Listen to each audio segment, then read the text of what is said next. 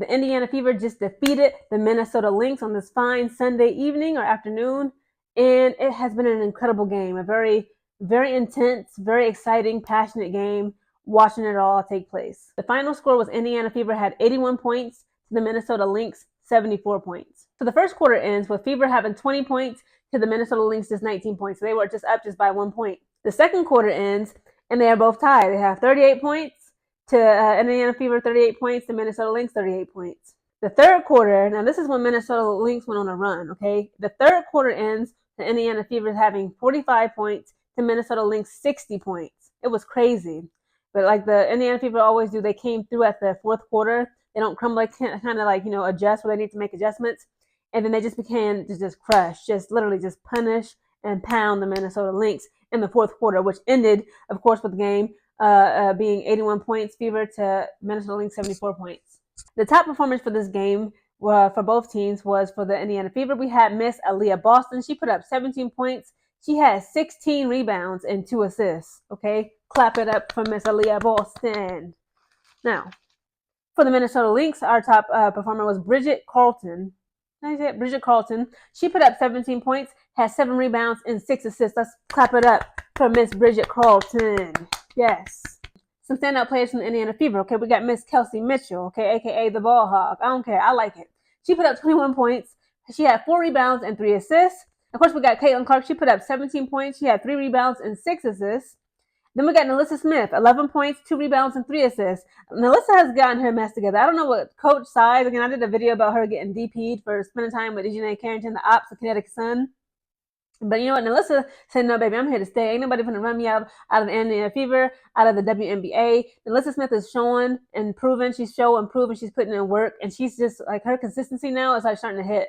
Every time that she's back in as a starter for the Indiana Fever. Nalissa Smith has really, showed up and showed out for these last couple of games. When it comes to the three-pointers, okay, just some game statistics. So the Fever scored 27.6% of three-pointers, meaning that they made 8 out of the 29 that they attempted, while Minnesota Lynx, on the other hand, they had a little bit higher percentage. They made 35.5% of their three-point attempts, so they scored successfully 11 out of the 31 three-point attempts they made. Field goals. Indiana Fever had 44.3%.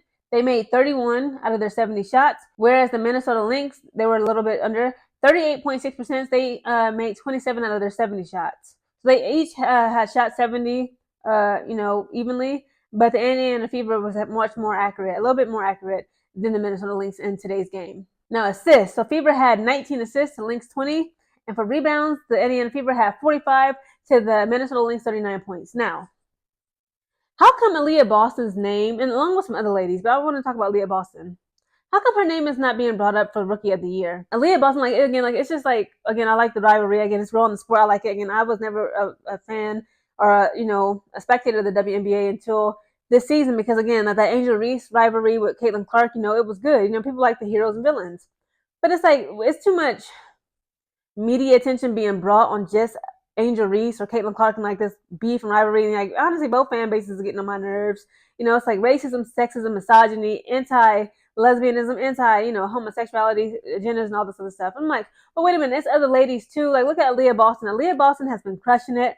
Her and Caitlin Clark, not just their team chemistry, but the entire Indiana Fever's team chemistry and the way that she can actually lead her team. Sometimes, Aliyah Boston, she's out there on the floor as a floor general. She's telling vets what to do. I seen her, I seen her point to Kelsey Mitchell, this is what we're going to do. Here's how it's going down. This is where I'm going to spin. This is where you're going to block. And I'm going to make that layup. And that's exactly what she did. This was about 2 games ago during, they lost, okay? But it was during the DC Mystics game at their home court in Indianapolis for Indiana Fever. And I'm like, Aliyah Boston is magnificent. How come she's not in the talks of being Rookie of the Year? Y'all tell me. Connecticut Sun versus Phoenix Mercury was incredible. Dejanay Carrington came through in the clutch, okay? So stay tuned for that. And comment down below your thoughts on today's game, and should Aliyah Boston also be in the conversation of Rookie of the Year?